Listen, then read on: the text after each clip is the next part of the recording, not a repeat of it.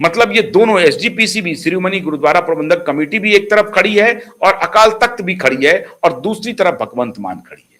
तो क्या सिखों का जो वोट है वो अकाल तख्त के फैसले के साथ जाता है, एसजीपीसी के फैसले के साथ जाता है, या भगवंत मान के साथ रहता है? भगवंत मान ये कोशिश कर रहे हैं कि ये एसजीपीसी में और अकाल तख्त में राजनीतिक पार्टियों की दखल हो गई है। अब वो कोई धार्मिक संस्था नहीं है, उसमें अकाली दल के लोग हैं, उसमें कांग्रेस के लोग हैं, उसमें बीजेपी के लोग हैं। बीजेपी की उस तरह से कोई दखल नहीं है, लेकिन कांग्रेस और अकाली दल के ऊपर तो भयंकर आरोप लगा रहे हैं कि कांग्रेस और अकाली दल के लोगों ने अकाल तख्त और एसजीपीसी को कब्जे में ले रखा है, और इसीलिए वो हमें बदनाम करने के लिए, सिखों के खिलाफ करने के लिए, वो खुद को सिखों के खैरख्वाह मानते हैं लेकिन हमको कह रहे हैं कि हम सिख विरोधी हैं। ये वहां पर राजनीति हो रही है। इसलिए उनको अब वो ये एक समय ऐसा आएगा जब वो कह देंगे मैं अकाल तख्त को मानता नहीं, और अगर ऐसी बात आई तो फिर सिख समुदाय के लोग किस प्रकार की प्रतिक्रिया देते हैं। अब दो खेल हो रहा है। अभी भारतीय जनता पार्टी ने वहां पे जो केवल ढिल्लन है उनको अध्यक्ष बनाया है। वो सिख जाट है, मतलब मोना सिख है, मतलब वो बाल नहीं रखते हैं, वो दाढ़ी नहीं रखते हैं, उस तरह से वो एक मोने हैं, लेकिन वो सिख जट है। सिख जट को अपने तरफ करने में भारतीय जनता पार्टी लगा रही है, अपना एक उम्मीदवार खड़ा करके, जिसके बारे में कैप्टन अमरिंदर सिंह कह रहे थे कि वो बहुत प्रभावी नहीं हो सकते हैं। लेकिन सिख जट को उतार करके बीजेपी ने ये काम किया है कि एक नॉन सिख जो है, नॉन सिख समुदाय के जो लोग हैं उनको अपने साथ, हालांकि वो सिख जट हैं लेकिन उनको अपने साथ जोड़ने की कवायद हो रही है। दूसरी तरफ ये जो बेअदबी कानून के खिलाफ जो अकाल तख्त और एसजीपीसी ने मोर्चा खोल दिया है, ये मोटे तौर पर भारतीय जनता पार्टी के पक्ष में जाएगा। अब यहां जब मामला गड़बड़ाता दिखने लगा तो अरविंद केजरीवाल ने एक नया सिगुफा छोड़ दिया साहब। अरविंद केजरीवाल गए थे अभी अयोध्या में उन्होंने कहा कि हम, पहले तो यही अरविंद केजरीवाल थे जिन्होंने कहा था कि मेरी नानी ने कहा है कि मस्जिद तोड़ करके बेटा जहां मंदिर बनी है वहां कभी मत जाना।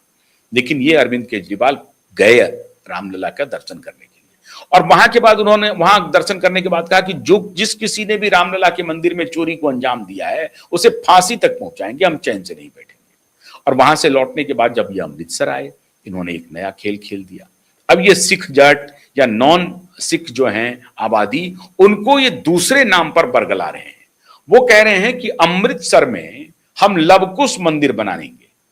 अरविंद केजरीवाल कह रहे हैं जो रामलला के मंदिर के निर्माण के खिलाफ थे, कांग्रेस के साथ खड़े थे, ये लेफ्ट इकोसिस्टम के साथ पूरी तरह से खड़े हो गए थे, जो कह रहे थे कि उस मंदिर में हम नहीं जाएंगे जिस मंदिर को मस्जिद तोड़ करके बन रही है, हम वहां नहीं जाएंगे, नानी ने मुझे कहा है। ये वहां जा करके अयोध्या में बयान दिया कि जो चंदा चोरी हुई है उनको फांसी पर चढ़ाएंगे, और वहां से लौट करके अमृतसर में बोल रहे हैं अरविंद केजरीवाल कि हम लवकुश मंदिर अमृतसर में बनाएंगे। मतलब जो नॉन सिख आबादी है उनको अब लवकुश के नाम पर ये इकट्ठा करना चाहते हैं। बहुत शातिर खिलाड़ी हैं अरविंद केजरीवाल। अरविंद केजरीवाल को पता है कि अब हम ज्यादा लेफ्ट इकोसिस्टम के सहारे नहीं चल पाएंगे, तो अब हो गया, राम मंदिर बन गया है, चंदा चोरी एक विषय मिल गया है, उसको हम एस्केलेट करते हैं, एक्स्ट्रापोलेट करते हैं, और उससे जितना कुछ भुना सकते हैं भुनाने की पूरी कोशिश करेंगे अरविंद केजरीवाल। और इसके अलावा अब सीता मैया का सबसे प्रिय थे लवकुश, उनके सुपुत्र श्री राम जी के, तो लवकुश का मंदिर बनाएंगे और सीता मैया का मंदिर बनाएंगे। अब वहां पंजाब की जो नॉन सिख आबादी है वो बहुत धार्मिक है, बड़ी संख्या में पंजाब के नॉन सिख जो हैं, जो आबादी है, वो राम मंदिर का दर्शन करके आए हैं। ये सब डेटा उनके पास है। तो इन्होंने कहा था कि राम मंदिर के लिए हम बस भी चलाएंगे, ट्रेन भी चलाएंगे, उसके लिए भी सरकार, ट्रेन चलाना इनकी बस का नहीं है, बस तो चला ही सकते हैं स्टेट गवर्नमेंट, तो वो सब करने की इन्होंने कोशिश किया।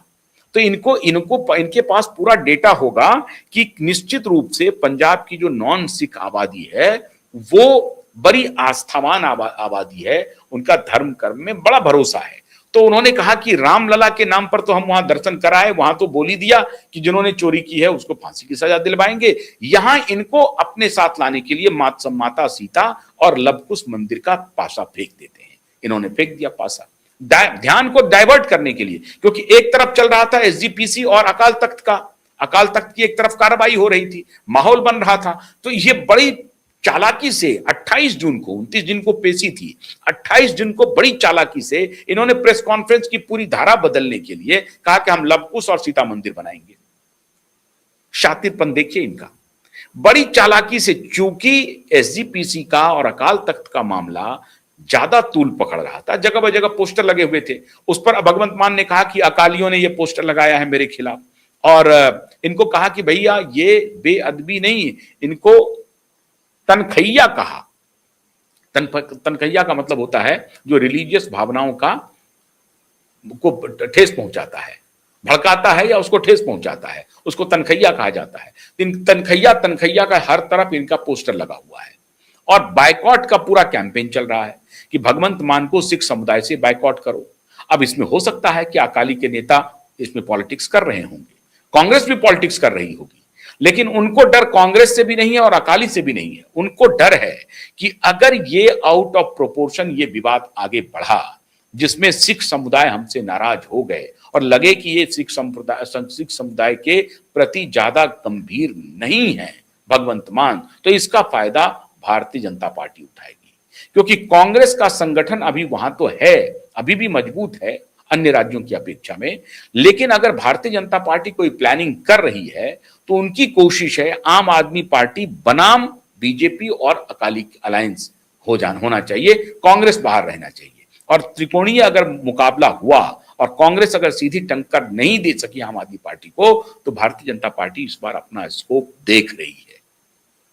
अब अकाल तख्त का ये फरमान, फिर ये लवकुश वाला फरमान, ये दोनों का रिगत चलेगा।